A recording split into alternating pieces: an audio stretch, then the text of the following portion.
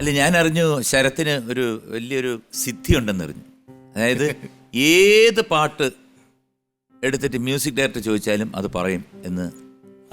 ഇതെന്ന് പറഞ്ഞാൽ ഒരു 10 ചോദിക്കുമ്പോൾ ഒരു 7 ചിലപ്പോൾ പറയാൻ പറ്റിയേക്കും. വേണ്ട, ഒരെണ്ണം ഞാൻ ചോദിക്കുന്നു. അയ്യോ, വാക്കുരുവി ഇണപ്പൂങ്കുരുവി കരൾ നിറയെ നിൻ പാട്ടിൻ തേനരുവി, പാട്ടിൻ തേനരുവി. അറിയത്തില്ല. ഇല്ല. പനി നീര് മാനം ചൊരിഞ്ഞല്ലോ നിന്റെ പവിഴാധരത്തിൽ ചിരി വിരിഞ്ഞല്ലോ. MG Radhakrishnan sir. ആദ്യത്തെ ജെറി അമൽദേവായിരുന്നു. വാഗുരുവി. ഇതൊക്കെ ഞാൻ ആദ്യം പാടിയ പാട്ടുകളാണ് എന്ന് ഒരുപാട് വർഷം മുമ്പ്. വെള്ളിക്കൊലുസോടെ കളിയാടും അഴകി നിൻ ഗാനങ്ങളിൽ ഞാനാണ് ആദ്യ താളം. അത് രവീന്ദ്രൻ മാഷാണ്. കറക്റ്റ്. എൻ്റെ ആദ്യത്തെ ഗാനമാണ്. ചിത്രാഞ്ജലി സ്റ്റുഡിയോയിൽ ഞാൻ പാടിയ ആദ്യത്തെ ഗാനം. അപ്പൊ ഏത് ചോദിച്ചാലും പറയും, ഞാൻ നീട്ടിക്കൊണ്ട് പോണില്ല. സവാരി ഗിരിഗിരിയിൽ ഇതാ 4ാമത്തെ ചോദ്യം.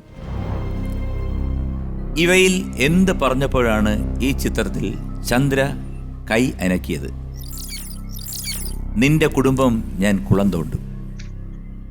ബി, വർമ്മ സാറിന്റെ സകല കാശും ഞാൻ അടിച്ചെടുക്കും. സി, വർമ്മ സാറെ പിച്ചച്ചട്ടി എടുപ്പിക്കും. Time starts. വർമ്മ സാറെ പിച്ചച്ചട്ടി എടുപ്പിക്കും അല്ലേനു? പിന്നെ നമുക്ക് അതല്ലേ ശരിയായിട്ടുള്ളൊരു കാര്യം. ഉറപ്പാണെങ്കിൽ ഓക്കെ ഞാൻ പറയൂ സാറിന്റെ അടുത്ത്. പിച്ചച്ചട്ടി എടുപ്പിക്കും. ഓപ്ഷൻ സി, വർമ്മ സാറെ പിച്ചച്ചട്ടി എടുപ്പിക്കും.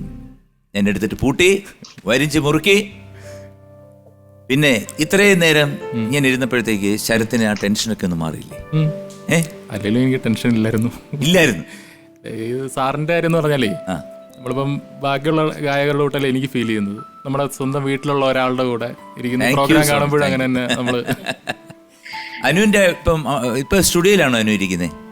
ഞാൻ സ്റ്റുഡിയോയിലാണ് ഇരിക്കുന്നത്. വീട്ടിലാരൊക്കെ ഉണ്ട് ഇപ്പോഴും? വീട്ടിൽ അച്ഛനമ്മ സിസ്റ്റർ അങ്ങനെ എല്ലാവരും ഉണ്ട്.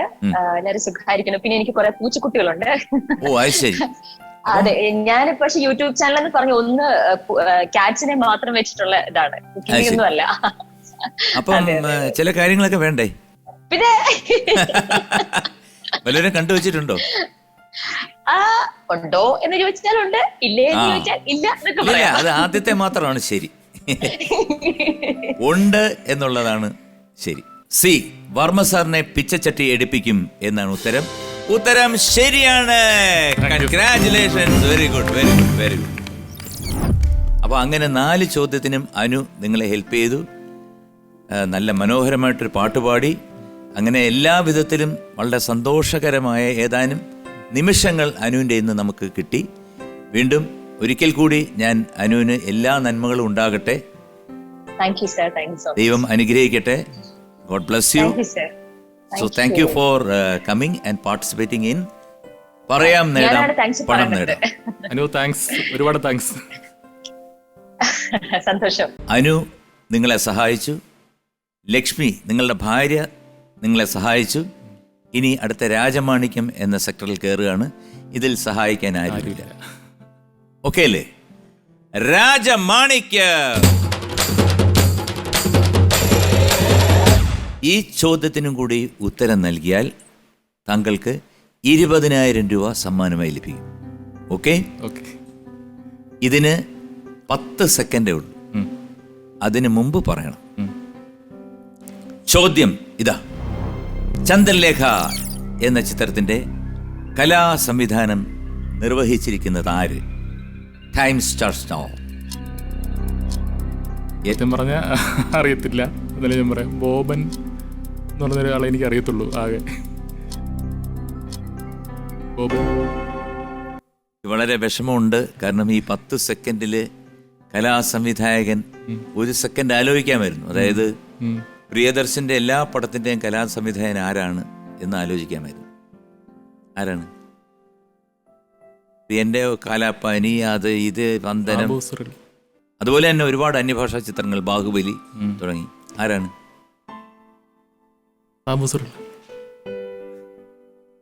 സാബു സിറിൽ ആയിരുന്നു ശരി ഉത്തരം. So sorry. എല്ലാം നന്നായിട്ട് വന്നു. പക്ഷെ അത് ആലോചിച്ചിരുന്ന് പറഞ്ഞിരുന്നെങ്കിൽ, സാബു സിറിൽ എന്ന് പറഞ്ഞിരുന്നെങ്കിൽ 20,000 രൂപ സമ്മാനമായി ലഭിച്ചതിന്. പക്ഷേ ശരത്, ഇപ്പോ താങ്കൾക്ക് 10,000 രൂപ സമ്മാനമായിട്ട് ലഭിച്ചിരിക്കുകയാണ്. ഇപ്പൊ തന്നെ നിങ്ങളുടെ അക്കൗണ്ടിൽ എത്തിച്ചേർന്നിട്ടുണ്ട്. അതാണല്ലോ ഇതിന്റെ ഒരു ഇത്. അപ്പൊ ഒരുപാട് സന്തോഷമുണ്ട് ഇതിൽ പങ്കെടുത്തതിന്. അപ്പൊ വീണ്ടും എവിടെങ്കിലും വെച്ച് കാണാം. സാറേ, ഒരു കാര്യമുണ്ട്. സാറിന് ഒരു ഗിഫ്റ്റ് കൊണ്ടുവന്നിട്ടുണ്ട്. ഓക്കെ.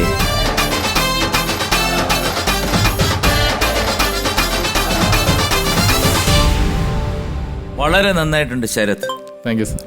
സസ്നേഹം MG ചേട്ടന് ഞാൻ മറക്കില്ല, ശരത്തിനെ മറക്കില്ല, അതുപോലെ തന്നെ ശരത്തിന്റെ ഫാമിലിയെ മറക്കില്ല.